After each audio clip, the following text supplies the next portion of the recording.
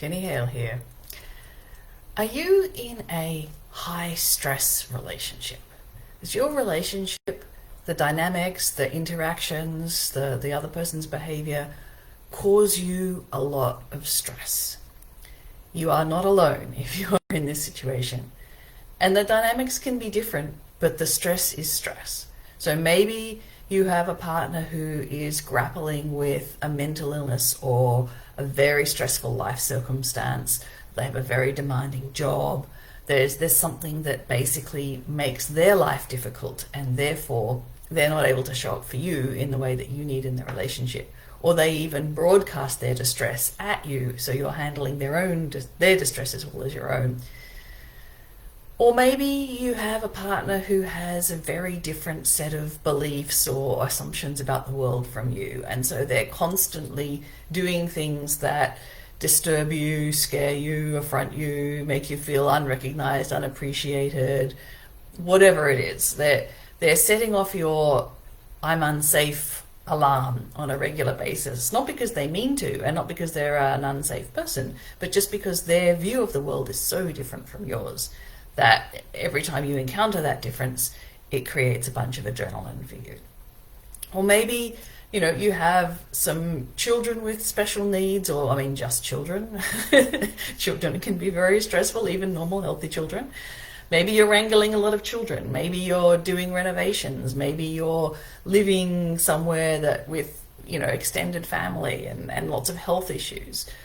Whatever it is that's putting distress on the relationship, whether it's something inside you or inside your partner, or it's a set of life circumstances.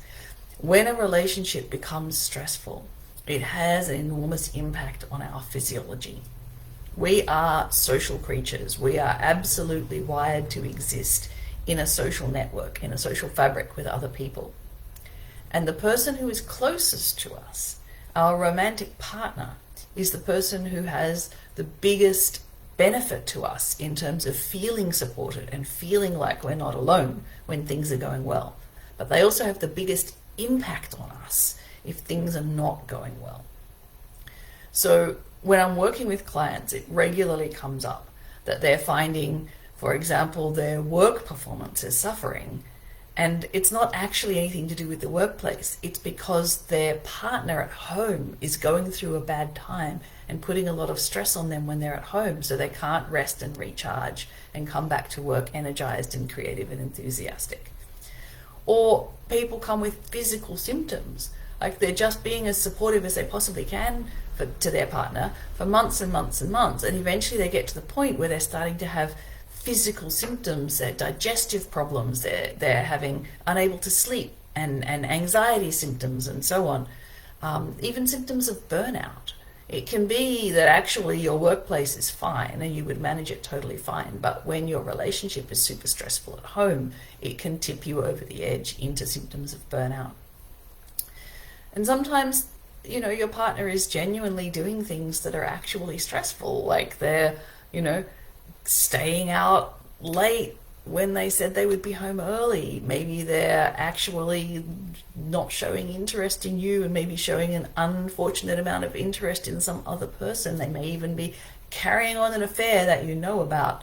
Or they might just have anger issues and explode and be verbally abusive to you on a regular basis. But whatever it is, the end result is your system is being flooded with adrenaline way too often, and in your home environment where you're supposed to be able to rest and relax.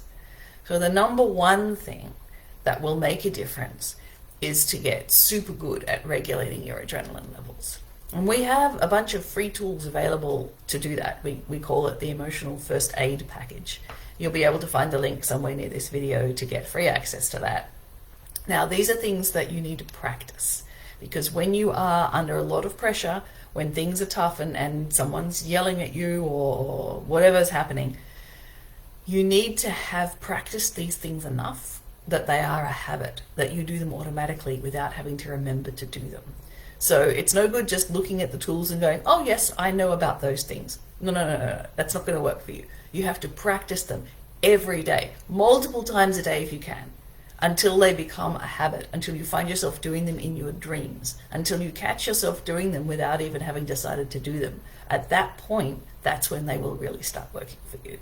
So I encourage you to get into the emotional first aid tools if you have any stress for any reason in your life, to manage your adrenaline levels. And obviously in the long term, you need to work more on the kinds of patterns that are showing up in your relationship, the patterns that repeat over and over that cause the stress. We have fabulous tools in the Emotional Mastery Program for identifying and breaking those repeating patterns.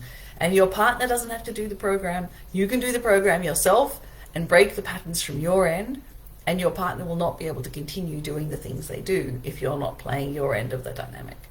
So you yourself can actually make the change happen. So that's my message for today. If you're in a high stress relationship, you need to take care of yourself in the short term, and you need to take care of yourself in the long term.